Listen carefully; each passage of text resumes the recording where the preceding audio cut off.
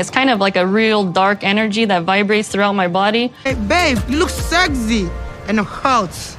And it turns out when I told her I'm sleeping with people, she was under the impression that only meant sleeping. Make me so angry and so stressful. I can't do anything. There are people that go into things blindly by accident, by choice, or by deception. The couples in B90 are realizing some truths, and they're realizing that they are in too deep. I keep trying to have faith in these people, but every episode it gets crazier and crazier. We need to get into it. Hi guys, welcome back to Nikki Faces Reality. We are here to discuss Before the 90 Days. We have a lot to get into, so we're just going to jump straight into it. Before we do, as always, make sure to like and comment. I love to hear all of your thoughts. If you're new here, hit the subscribe button. Thank you so much to all of my members. And yeah, you guys, we're going to jump straight into Matilda and Niles. As you guys recall, Niles had a huge travel day ahead of him, and he's been like calculating the miles to get to Matilda. It's so sweet. He's just anticipating running into her arms. I love that he says, you know, in regards to his anxiety, that everyone has a plan until they get punched in the face.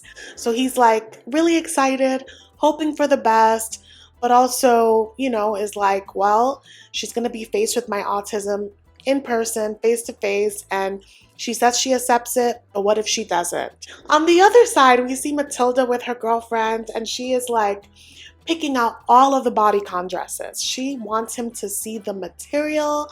She is so excited to see her man. However, Matilda says that they really want to be blessed by God, so they're going to refrain from doing the nasty until they get married. The way that she talks about it, I'm not so convinced. She's like, I don't know if I'm gonna be able to resist. He's just so cute. And so we see her start her travel day to go to Accra to meet up with him. Her brother is joining her because, like we've covered, they don't really know much about his autism. I don't think they've met someone with autism. So they're concerned for her safety, and they just want to make sure that she's okay. Once he establishes that Niles is safe for his sister, he's going to back off and give them their space. So I love that you can tell that it comes from a place of care and not like a brother that's trying to run her life. We've seen some overly protective siblings in the past, and he doesn't give me that energy. But I do think that he has very little to worry about, and I think he'll notice when he meets Niles that Niles is super high functioning. But overall, this is a stranger that your sister met on the internet. Totally get wanting to, you know, look into things. But there is no question that Matilda is going to match Niles' energy. She is so excited. She's at the airport with flowers. She's anticipating running into his arms. She's just like, I can't wait to see my sexy man. There's a moment where he's about to go through like the airport gates, and he's like, Matilda, here I come. And I'm like, I love him. I love his little narrations. I love that he like talks himself through experiences. I think that we could all learn from that. But he sees her, he leaves his luggage, they run into each other's arms, they have a passionate kiss. I'm like, okay, save some room for Jesus. And yeah, it's safe to say that they are like this. Their joy is so infectious. I love it for them. They immediately go en route to get some food. He's in the car, and you could see that he's like taking all the sights in. There's definitely going to be some adjustments. Like, for example, the car that they're in doesn't have AC, and he's like, oh, okay. And Matilda's like, fresh air. There's just so many sweet little moments that we see. Like when they get to the restaurant, he like runs around the car to make sure that he can open the door for her. And then after he does it, he's like, you'll tell me, right, if you don't like that? And she's like, I like that. And they're at this Ghanaian restaurant, and she wants him to try traditional foods. He seems very open. He's like, yeah, like I'm here. Might as well try it from day one. He enjoys it. So I think that he's going to have a good time with adjusting to Ghana. I think the problem is that Matilda has a strong personality, and he kind of backs down easily. And he, you know, is like, okay, like I don't want to wait too long before I tell her that we need to postpone the wedding. But then he's like, oh, I should probably hold on to that a second, because her brother is like, So, like, you have to be good to my sister. And Niles is like, yes, of course. Like, I have to be a good man. Like, I must never lie to her. I must never cheat. I must never treat her badly. And her brother is like, yeah, you get it. Because my sister has a temper on her. And it's best that you don't see it. And the way that you're not going to see it is if you're good to her. And Niles is like, a temper. And he's like shocked but not shocked to hear that, because he can tell that she has a strong character. There's been instances where he has seen it. As for a temper, he's like, I don't know if I can handle all of that. I can handle a little attitude. Temper, that's scary. That's a scary zone. After hearing that, he's like, yeah, I'm gonna hold off on my little secret because it's not the best time, and I don't want to ruin our first night together. And so when we see them on their way to their hotel, he says that, again, they want to hold off on it until marriage. However, he's not a virgin, which I don't know why I assumed that he was, but yeah, he's not. And neither is she. So they're doing this by choice. However, he's waiting for her for bed, and she's like, no, go to sleep, stop. And he's like, no, like, I'm going to wait for you. And they get to bed, and she's like, can you kiss me a little bit? I don't know if did he ask or she ask? One of them asked for a kiss. That turned into a makeout. That turned into her straddling him. And I'm like, I know that she's ready to put it on him because she's doing all of this in front of the cameras. There is no way that these two are going to hold off till marriage. No way. That's the end of their segment this episode. I think in the next one we'll see him break the news, and bracing myself for that. Let's move on to the next couple, Lauren and Faith. Lauren is here. He finally went to the doctor, so he has to be on pills for like the next week. And he's talking about it again with that stupid smile on his face. And he continuously talks about what happened in such a callous manner. He's talking about it like it's no big deal, and it obviously is. And Faith was in the dark, and this was insult to injury. Like, not only are you cheating on me, but you got like an STD. Like, that's a lot to take in. He's talking about it like it's like no big deal. Like, he just is waiting to get past this pill situation so that he can see Faith and like they can work on their future. Again, not acknowledging the hurt that is there. He apparently asked for space, rightfully so, and he's afraid that she's going to leave him. And I pray that she does. The next scene that we see is of him FaceTiming his ex, Esther, who I think, seeing what we've seen, has enabled this man. But then again, I feel like he probably manipulated her into that kind of friendship. Anyway, he's FaceTiming her, and she hasn't talked to him since he landed. So she's like, tell me everything. Tell me how it was like when you saw Faith, everything. And he's like, well, it was great, but now she's not talking to me. She's not talking to me after I told her I got an STD, and he mentions what he got. And Esther's like, come again, what? And so this man says, yeah, Faith was under the impression that when I told her I was sleeping with people, I was just sleeping. She wasn't under the impression that you were just sleeping. You led her to believe that it was just that. And you knew that you weren't being honest. So your like fake surprise at her naiveness, it's by design. Just don't see how someone could predict that. And I hate that he keeps belittling Faith's comprehension by trying to make this like a lost in translation situation. She didn't misconstrue your words. She believed exactly what you said, and you were very intentional with your wordplay. When he's talking to Esther, he's bummed that this came out and that she took it badly, because now it like ruins his plans to try to convince her into a non-monogamous relationship, because obviously she feels strongly about monogamy. Even him saying that he wants to convince her into a non-monogamous relationship is an issue. You don't convince someone into doing something. If you have to coerce her into something, that's not consensual.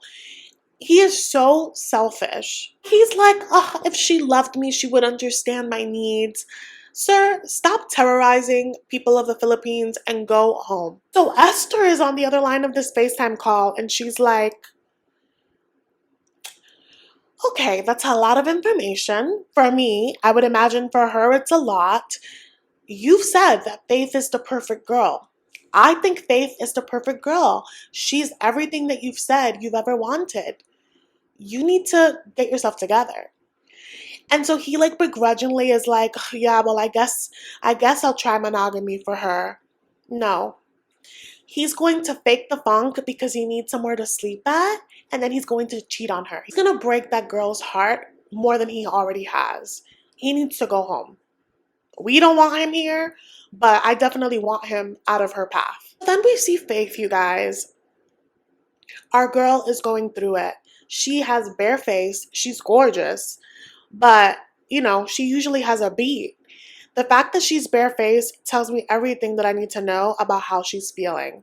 She's with her friends. She's about to get her nails done. And this was supposed to be the day that she introduced her boyfriend, her American boyfriend, to them. And so she's like, I'm embarrassed by what has gone on. I don't really want to address it. So she's being really secretive. And they can tell. When they ask her questions about him, she's being really like coy. And they're like, you're not excited? You should be excited. Your man just came all this way to see you. And one of her friends, who we have seen before, goes, Faith girl, you're looking a little lifeless. What's going on? I feel so bad because she starts crying and she tells them everything that she's found out. And you could tell, like, she just feels so stupid. She's like, I hate that I couldn't see through anything, like that I was deceived so easily. Given their expressions, I can tell a few things. I can tell that one, they're good people all around, that they are super empathetic. I can tell that they believe Faith is a good person. And I can tell that they love her so much because they are all crying, seeing her in pain. And she's seated there with all this shame. She feels so stupid that she didn't suspect anything. And I don't think that that's shame that she should bear because he was dishonest. And so she tells them that he messaged her and like she has been, asking for space, but she just doesn't know what to do. And then some of them are like, you should run for the hills. Then there's one of them that's like, listen, okay, he did a bad thing, but he came all this way. He has to love you, right? They clearly don't know how selfish this man is and how self-centered. This particular comment resonates with Faith, and she's like, yeah, like, I at least owe myself, after everything I've put in, a conversation. So I think in the next episode, we're going to see them talk, and I think he's going to put his foot in his mouth as always. And I hope that she continues to put herself first because he is not going to protect her in the way that she can. So we'll be keeping up with them. Let's move on to the next couple. I think, the next couple is Chidi and Rayne. Rayne is scary for me. When someone constantly apologizes for a repeated behavior, only to repeat said behavior, that is a level of unhinged that should terrify you. Because they recognize that it's wrong, but they physically can't help themselves but repeating said behavior. I feel like we haven't seen how far she can take it, okay? When we meet them, Rayne, is like, after my conversation with Chidi, like I really felt bad about his blindness. And, he hasn't been to the doctor in 10 years. So I thought that it was time that I take him so that he can fully know what his options are. But the way she poses this is like, even though I love him because he's blind, am I not such a good person because I'm taking him here? And they're just like hoping that there's like technological advancements in the last 10 years to help him. I have mixed feelings about her taking him to this place. One, because I feel like this scene is giving scripted for me. I just have a hard time believing that he didn't get the necessary medical feedback when he lost his vision. Let's say he didn't. Let's say this isn't scripted and she really is taking him to the doctors. I feel like a part of it is a little cruel because he is very blind. And I would just hate to instill false hope into someone's heart and then they're let down. So I just have mixed feelings around this whole experience, but they're there. And overall, you should still check your eyes, even if you're blind. So I'm with that. Yeah, he's seated there and he's like, I'm nervous, but her optimism is like fueling me. Like I really appreciate her support. And the doctor starts checking his eyes and she mentions that there's cataracts. But she doesn't even get to finish her sentence because Chidi's like, cataracts. I've heard of people having cataracts and that can be operated on and they can get their vision back. Do you think that that's the case for me? And the doctor's face said it all because she's like, sure, but there's more in your eyes than cataracts. There's also glaucoma. And I should mention that before she started speaking, she was like flashing this light and he wasn't registering it at all. So the doctor's like, aside from there being glaucoma, you also have like a lot of pressure on your eyes. And when there's a lot of pressure, light doesn't get through. That means your nerves are dead. And if your nerves are dead, like you just can't revitalize them. Like it's gone, you know? She also says that if the pressure continues, people could lose their eyeballs. So this is obviously heavy information, but the way that Chidi is reacting, he overall has a calm demeanor, but the way that he's receiving this, for me, only proves that this is scripted. It just didn't look like this was the first time that he heard this information, you know? But the doctor's like, I'm gonna give you some medication just to lighten the pressure so that we can, like, preserve your eyeballs. But then, you guys, Rayne is seated there with a smile on her face. This psycho lady looks at him and says, you may not be able to see again, but you'll still have brighter days with me. You'll still have brighter days with me in it. That's no freaking consolation because you are out of your mind. So then back at the house, I think it's like the next day maybe, these two are talking about chickens again. She's talking to him about how she names them, her connection to them, and he's just kind of down from the doctors, he says, but it's made him closer with her because in this moment where he's feeling down, she like uplifts him and accepts him for all that he is, right? His sister comes in and she's like, hey, the food is ready, come eat. And she like gestures to Rayne, like, you're gonna bring him? And Rayne is like, yeah, just 1 second, we're talking about chickens. And the sister's like, okay, and she walks off.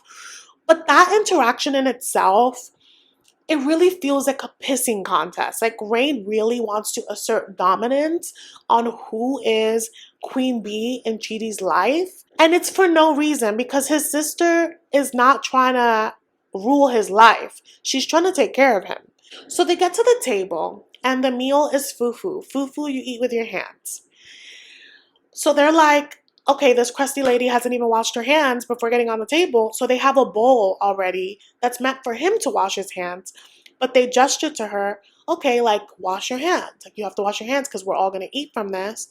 And then the sister's like, okay, like you have to straighten him up and like get him to wash his hands. And I think the sister is walking her through these steps because Rayne has made it clear that she wants to lead Chidi.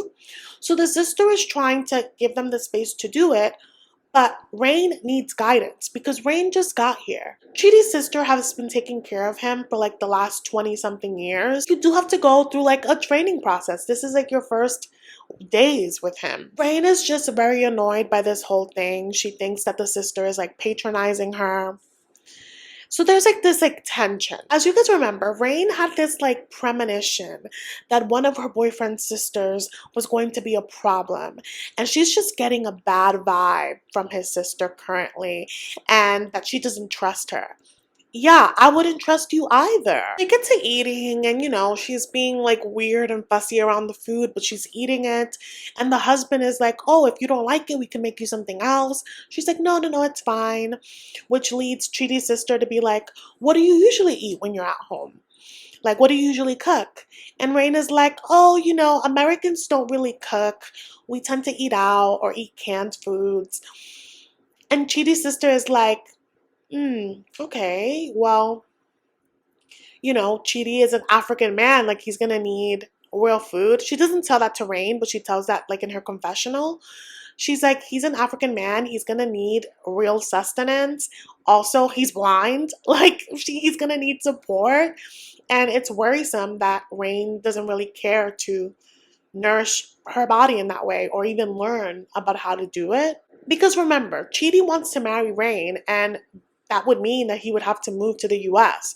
So his sister just wants to make sure that he's going to be taken care of, that he won't suffer or starve. The sister's like, oh my God, if she doesn't cook, like what does she even feed her kids?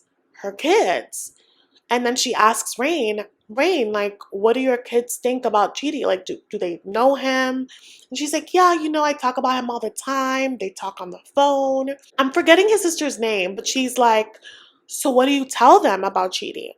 And she's like, that we are soulmates, that we are spiritually ordained, that, and the sister's like, wait, what do you mean by that? And she's like, that we are connected, mind, body, and soul.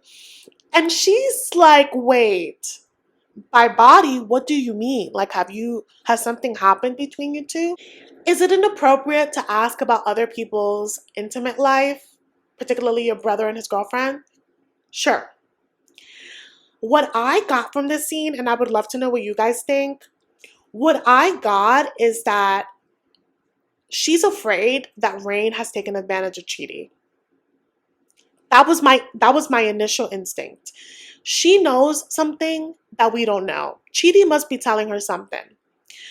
Also, Chidi made this vow with his faith. So I feel like in her brain she'd be like, oh, if something happened, it's because Rayne forced it. But I can understand why Rayne would be like, that's inappropriate. But it doesn't stop there for Rayne, because Rayne is like, and you could tell that she's bothered, but then she could also see that the sister's bothered. And Rayne gets really combative. She's looking at the sister and she's like, why are you so angry? I feel like every time you look at me is with anger. And if you don't like what I'm saying, you could just say it. And she's like, I am not angry. I'm just worried and stressed about my brother. Her husband is working overtime next to her. He's like, no. We're happy to have you here, your family.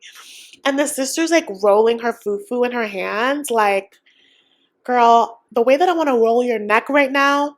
And they're just like looking at each other like they want to fight. And Rayne says that when she doesn't like someone, she just doesn't deal with them. And, that's really big of her to say in a house that doesn't belong to her. Also, it is hilarious that she would think that Chidi would ever side with her over his family. If that's what she thinks, she has another thing coming for her. The sister ends up getting up and excusing herself because she's like, I know this white girl is not up in my house disrespecting me. After I've given up my room, after I've been cooking for her, cleaning after her, there's no way. So she like walks off and I'm like, it's probably for the best. Chidi is there like, oh my God, this is not okay. I need her to get along with my family. Her temper is out of control. Like it's a lot. So Crazy Rayne is like, see, this is why I don't like sisters. And I just feel like a dark energy. So I just don't want to be here anymore. So I'm going to ask Chidi if he wants to go to a hotel with me so we can get alone time. But what she says before she like goes to ask him for a walk, she tells the producer that she feels like he would only say no to that invitation because of the pressures of his sister and society. And not because he just doesn't want to. Like, it's funny that that's not an option in her brain. It's always them against the world, She goes to Chidi and he's a little surprised that she's in better spirits. He's like, okay, like cautiously optimistic. But they go on a walk and she fake apologizes over raising her voice. She's like, I was just upset. This is now the second or third time that we've seen her apologize for doing this. And doing it again. She tells him, she's like, I really would like for us to go to a hotel. And he's like, I get that. That's nice, but I would want us to stay at my sister's longer because I really would like for you to get along. And he's like, if you're uncomfortable, like we can make other arrangements. And sir, she's not uncomfortable in the room. Your sister gave her the master bedroom and she like cuts him off. She's like, it's not the room. Why don't you look excited? And remember, she just apologized for raising her voice. But she's snapping at him like, I didn't come all this way to not get alone time with you. It's like, I know that you want alone time, which mind you, they already get plenty at his sister's house. But he's like, hotels, that's not the norm. And I've already told you my vows. Like, I don't want to put us in a situation where temptation strikes. Like, I'm a man. And she's like, you don't trust yourself with me? It's like, I'm not a monster. You don't trust yourself with me? Ma'am, you are ready to jump his bones. You make no secret of it. Why else would you want to be in a hotel when you get plenty of alone time where you currently are? Like, be effing for real. She's like, wow, you only care about what other people think, your family, your friends, society, more than me. She's like, if you don't want me to touch you, I won't do anything loving towards you. And again, she's yelling. She's like pointing the finger at him. She's cutting him off. You guys, when she was like pointing at him, I was like, wow, whether he can see you or not, this is disrespectful. Also, you can tell that this is something that she does on the regular, and one day she's going to do that to the wrong person and they're going to snap her finger right off. She's going off, you guys, and she's referring to his faith as little beliefs. Because I'm far beyond your little beliefs. He is so overstimulated. At this point, he's trying to like disassociate because it's just so much for his nervous system. And you're doing all of this and you want him to be alone with you? I wouldn't feel safe being alone with someone that is so emotionally unregulated, unhinged, off the wall. The minute you say the wrong thing, the minute you don't do things her way, I understand why everyone is on guard. But he kind of like wants to give in so that she'll stop yelling. And I'm like, Chidi, do not let her coerce you into this. And I know that people have mixed feelings about this whole thing. Yes, Chidi like talked a big game, got her hot and bothered, but people are allowed to change their mind. And if you don't want to do it, if you don't agree with any of it, then go home.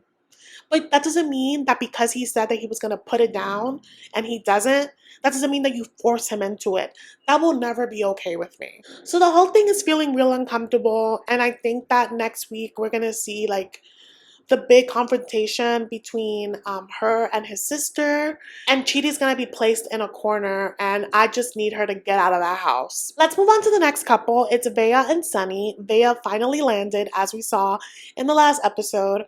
And she is driving Rory, her ex that she brought to this trip, crazy. He is 2 seconds away from cursing her out because she's at this airport stressing like, don't leave until I text you 777. Please, he can't see you, blah, blah, blah. And Rory's like, this is why I broke up with you. And she's like, actually, I broke up with you. And they get into this bickering about who broke up with who. If you are at the stage where you are still doing this with your ex, you shouldn't be dating. Because you clearly have unresolved business.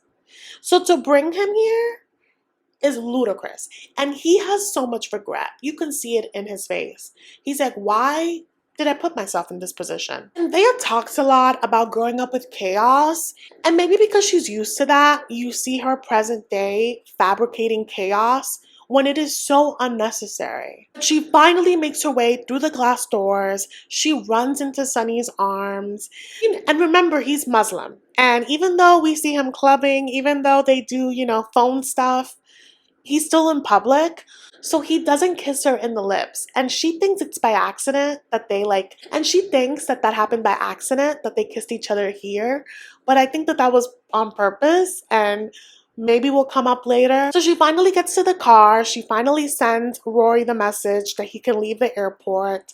This guy is like seated, stranded in the airport waiting while his ex is like making out with her new man. It's just crazy. But they're in the car and making their way to the house and she's hot and she's like, can you turn on the AC? And he's like, oh babe, you're just hot because I'm making you nervous. And she's like, oh, is this foreplay? And they quickly realize that he has no idea what foreplay means. At least a term. I wouldn't be too worried about this given the fact that they've already done the nasty over the phone. So I think it's safe to say that they are on the same page. It's just like a translation issue. And she acknowledges that even though they've had spicy calls, she doesn't really want to do anything night one, which is valid. This is still a stranger.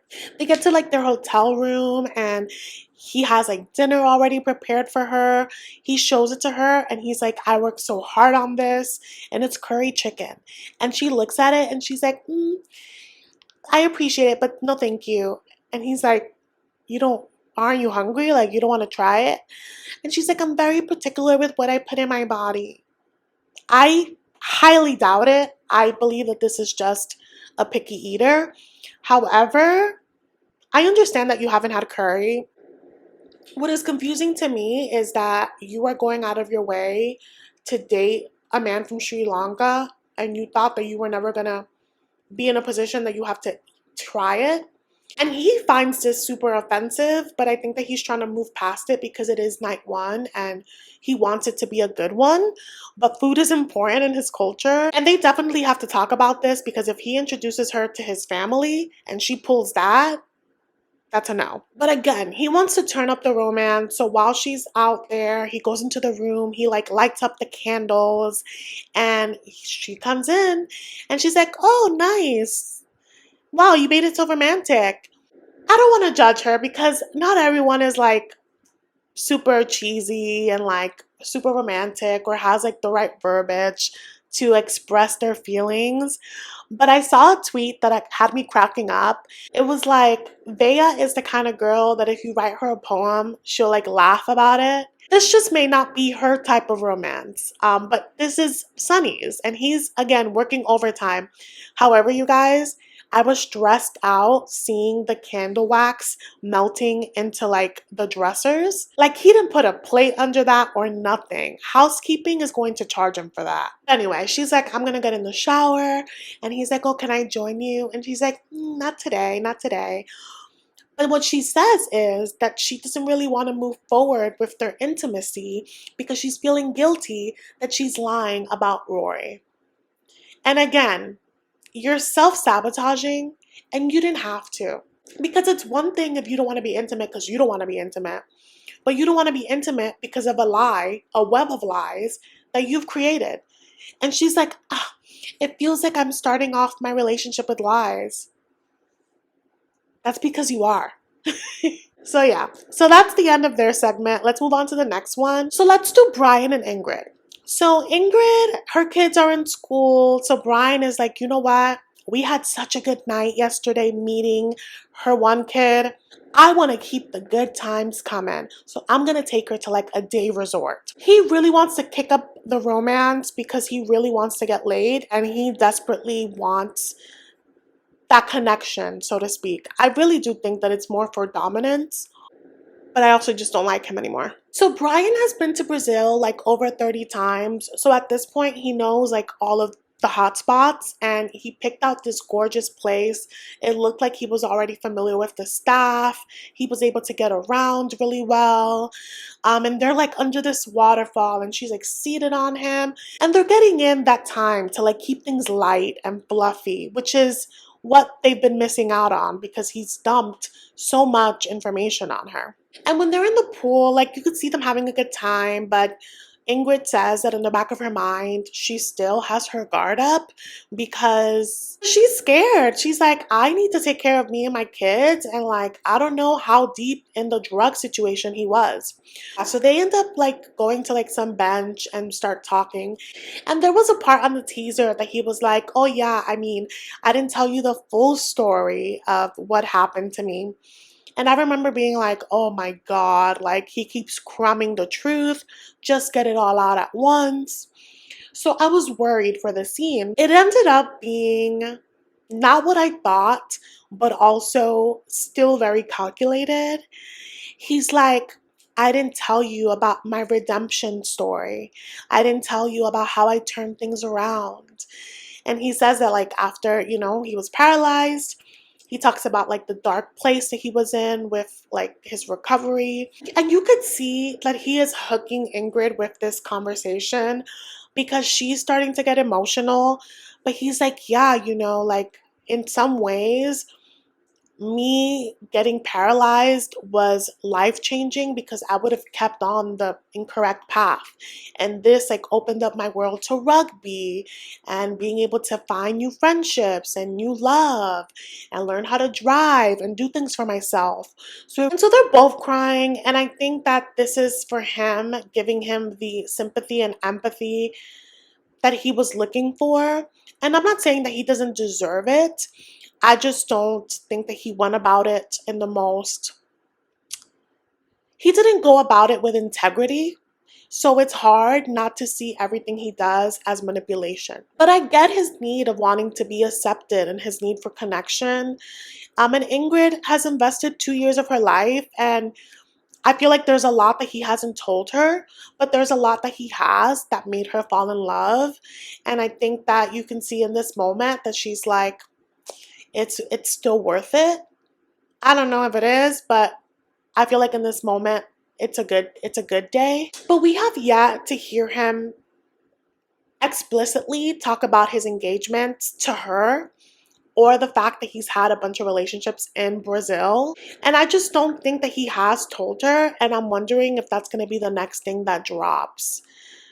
So I'm still worried for Ingrid. She's not in the clear. But that's it for them in this episode. Let's move on to the next. So the last couple is Tigerlily&Adnan. And before I get into what happened, I just have to say, I am tired of this representation that Muslim men are the worst, that they're so controlling. When you are of age, like you could do research on your own. You've signed up for a show where you have seen said representation. I refuse to accept that you are in the dark by accident. No one is taking accountability. So at what point does the Muslim man stop being the bad guy and the American woman accepts that they've chosen to go into things in the dark and that they've deceived themselves? At what point? At what point is that decided? Because I have a hard time empathizing with Tigerlily because she keeps trying to hold her relationship with Adnan to a standard that doesn't apply to him, that he does not live by. And she knew that. I'm starting to sound vague, so we're going to get into the segment so you guys know exactly what I'm talking about. So first of all, we see them wake up the next day after their wedding celebration. They get up at like 2 p.m. Apparently, they're going to their honeymoon in Petra, which I'm so jealous. Petra is one of the wonders of the world. It is stunning. I have never been, but I look at pictures at least like every few months. It's just breathtaking. This uncultured lady is being taken there for her honeymoon. So they have to get ready. And he's like, okay, you'll be ready in 30 minutes. She's like, baby, no, I have to take a bath and then I have to do hair and makeup. And he's like, we're going to be in a car for hours. You don't need to do all that. She's like, baby, yes, you have a wife now. So I'm thinking an hour top she'll be ready because you'll be considerate, right? So Adnan is ready in an hour.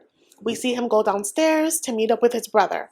His brother is joining them on this track. They're going to share driving responsibility. So they're seated, they're waiting there, and they're waiting for some time. And Adnan's brother is like, you have to set the tone with your wife. Like, this isn't okay to keep us waiting. Adnan is annoyed because he is the younger brother, and he's just like, okay, like, it's my wife, I'll figure it out. But then we see the Tigerlily and her glam squad don't come out until 3 hours later. I am puzzled first at the fact that he was even seated in that car for that long and didn't just go upstairs and drag her. That's one. Two, this girl could not look more basic. There's just no way that it took her 3 hours. And so he comes out the car and he's like, babe, like, that's so annoying. Like, why did you take so long? And she's like, baby, you have a wife now. Like, I had to get my hair done. And they're like arguing and her brother's like, Tigerlily. And she's like, what? Oh, hi. She caught herself. Like, you don't get to just talk to him like the help. Do you guys catch that? Wait. What? Are Hi. you... Good. And he's like, Tigerlily, like, your clothes are not appropriate for Jordan. And Adnan is like, not you again, like giving your opinion, like, stop. It's my wife. I got this. And the brother-in-law is like, I'm just looking out for her. And I do appreciate Adnan standing up for her.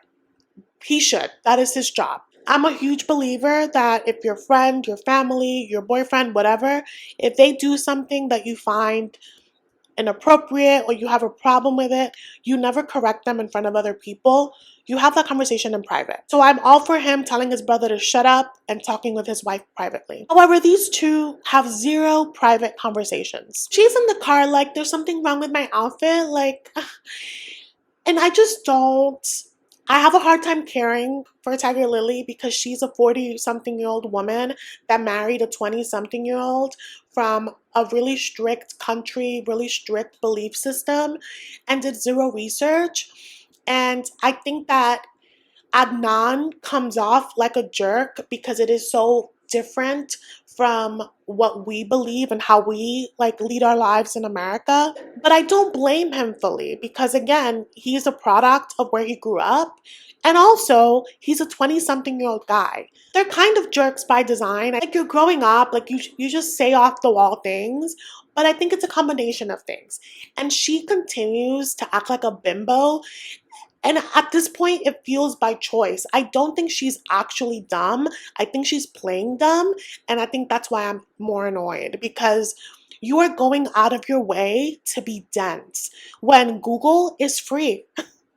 When asking direct questions to your partner is free.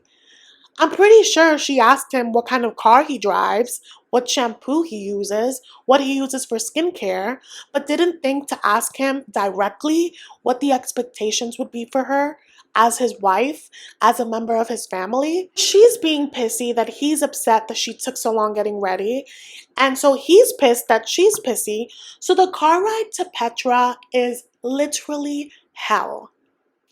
And there's a moment where Adnan's brother like checks him and is like, are you about to be upset the whole ride there?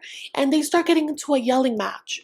And Shay is next to the brother and she's like, are you guys really fighting right now?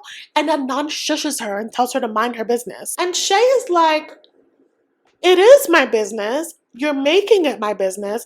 I am in this car and you are making this a very unpleasant environment. And so the brother tells Shay that, like, you know, in this part of the world, like, men rule, it's their territory and you have to follow what they say. He says something like that in his own words. And Adnan finally says that he's upset that his brother said any comment about Tigerlily's clothing because that's his job to do. The brother again is like, you know, she's my sister-in-law. I just want to protect her. And Shay's like, protect her how? And they just go on that like, they have to protect her from like other men and like she's only for Adnan. And Tigerlily's like, so there is a problem with what I'm wearing. And he's like, you'll change later. Like, we'll talk about it like later on in life. Like, you have to learn. So I also blame him. I blame her for not asking follow-up questions and not being more stern with needing answers. But he is also making it really hard because in the bits that he reveals, he's not very forthcoming. Like him saying that she's going to learn the right way to dress tells me that we haven't even seen just how immense his list of demands will be for her. And I think that among those things will be for her to convert to be Muslim. And that's going to mean a whole other set of things. And Tigerlily is still not putting two and two together. So she's like, okay, like, you want me to dress differently when I'm in Jordan? Do you think that I have to dress that way in America as well? And he's like, yeah. Men are everywhere, so you have to hold on to the same standard. And she's like, that's gonna be hard, babe. Her glam squad is in the back, like, these are kind of impossible rules for Tigerlily's lifestyle. So yeah, so while she's not asking questions persistently enough for me, he is also purposely not giving her the full scope of what he expects down the line. And Tigerlily keeps holding him to the American standard. She's viewing things through the American lens.